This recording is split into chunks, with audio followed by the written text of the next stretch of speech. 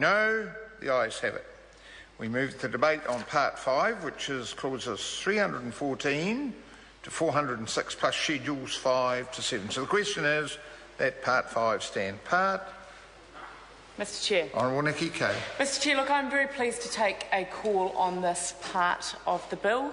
I want to first acknowledge the Honourable Kate Wilkinson, who is in the House, who did a significant amount of the heavy lifting on this bill, and want to acknowledge the contribution that you've made. Look, this part is to do with, it's quite wide in terms of the regulations and the exemptions, but I want to make a number of points that have actually been made that tie up with this part in the debate already. The first thing that we heard from the Labour Party is that if they were in office, they would get rid of MPI's role in this area and they'd have an independent food safety authority. The point that I'd like to make there is we've just had an independent inquiry. We've had experts internationally, and they said in their independent inquiry, and they said typical comments that came from submitters across New Zealand were biosecurity and food safety are two sides of the same coin. The ministry and industry both benefit from synergies between food safety and facilitating trade. So there was a very common theme there. People don't want to go back. So that's the first point that I'd make.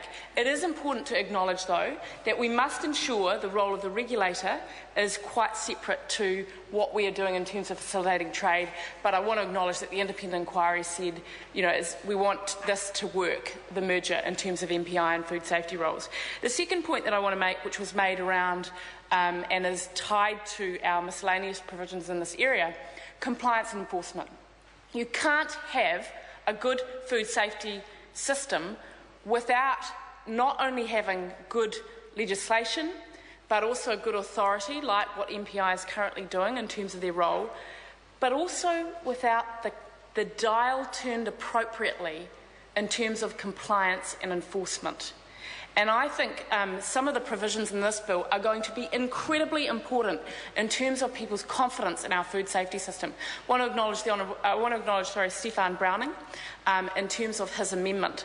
The point that I would make around his amendment is that actually the law currently puts requirements on the Chief Executive to ensure there is adequate compliance. So we do think that your amendment is redundant, but the other point I'd like to make in the conversations that we've had, Stefan, around ensuring that enforcement is there, I completely agree with you, and that is why one of the powers in this bill that are so important in terms of ensuring that compliance is fines for things like labelling. At the moment, it is not the issue that we don't investigate these incidents. It's the issue that this Act is so outdated and we can't actually punish these people unless we take them to court. So these fines are going to be incredibly important in terms of the integrity of our labelling system. The next point I want to make is there have been a number of comments in terms of the balance, and Damien O'Connor has made a number of comments around cost versus ensuring that we have the appropriate regulations in this area. Let me be very clear. The whole point of this bill is actually there will be businesses in New Zealand that will have more compliance out of this, because they will have higher risk food. They will be the people that will be at the forefront, if they get it wrong, of people actually dying.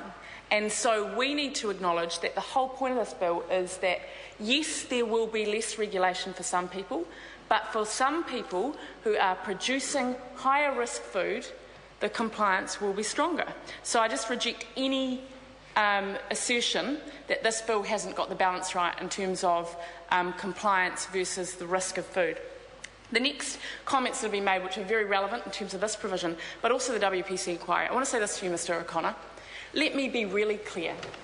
The recall provisions that came to Select Committee have been at the heart of the WPC incident.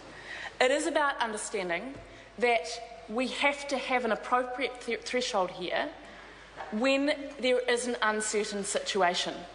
WPC, there was some uncertainty, and obviously there have been a number of investigations in that area, but people have died in other countries in areas of food like Brussels sprouts because there have been uncertainty and not the ability to act. And I think we have absolutely, this Parliament, got those recall provisions right. We have changed the test to not be about, to basically lower the test to enable officers to act, which brings me on to the next point which David Shearer raised, and that is effectively around food safety officers. Absolutely in this bill do we acknowledge that there has to be the balance there to make sure that for those small businesses in New Zealand there is not a heavy-handed approach where it's not proper to actually have that approach because people are at risk. But I want to make this point, and I want to acknowledge the situation, Mr Chair, Honourable Nikki Kane, that Damien O'Connor referred to. Two things. One is, in terms of food safety officers, for 30 years we have had powers in terms of entry. So the point David Shearer raises, that has actually been in the law for 30 years. The difference here is because we're actually enabling less regulation for certain people who may have home-based businesses. If there is an outbreak of listeria tomorrow and we have mums at risk of losing their babies, we absolutely need to go in. That's the only change that's been made, but it is about food safety. The second point I'd make in terms of Damien O'Connor, the situation that he raised around a particular company, I don't want to go into the detail of that, but what I want to say is that member knows very well that actually the point that we made to him is we would be ignoring the law and breaking the law if we had enabled people to put something into food that had not been agreed to by the code. So the point that I make to him is I agree with him generally that it's very important that when we're thinking through this legislation, we have that appropriate balance of what the powers are in terms of the law versus officers and versus MPI. But there are certain situations where you just don't let people add stuff to wine if it hasn't actually been agreed in the code. And that was the situation that we both dealt with. So look, overall, can I just say again, amazing support across the House. Huge work from the opposition to really improve this bill.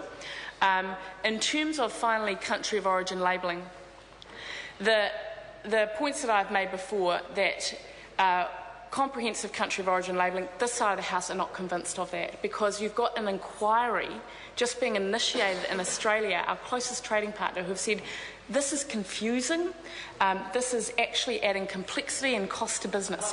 And the other point that I'd make to Mr O'Connor is, and for members of this House that want to vote for Mr O'Connor's amendment, and I understand the good intentions there, what they need to know is this. The way that his amendment is worded is it actually would tie New Zealand into eternity, whatever Australia do in country of origin labelling.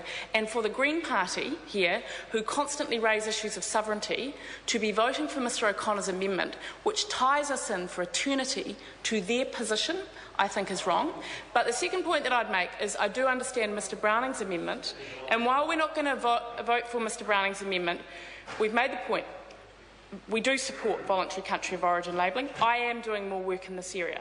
I do support as much as possible getting more of that country of origin labelling in terms of single ingredient foods. It's actually pretty meaningless, it's complex and it's costly when you take the Labour Party's position of whole comprehensive country of origin labelling. But the point is, to pass that in primary statute would breach, we believe, the treaty between Australia and New Zealand. The whole point is we have a flexible code that can be amended and doesn't require Parliament to keep coming back every time we want to change labelling. And that's the point.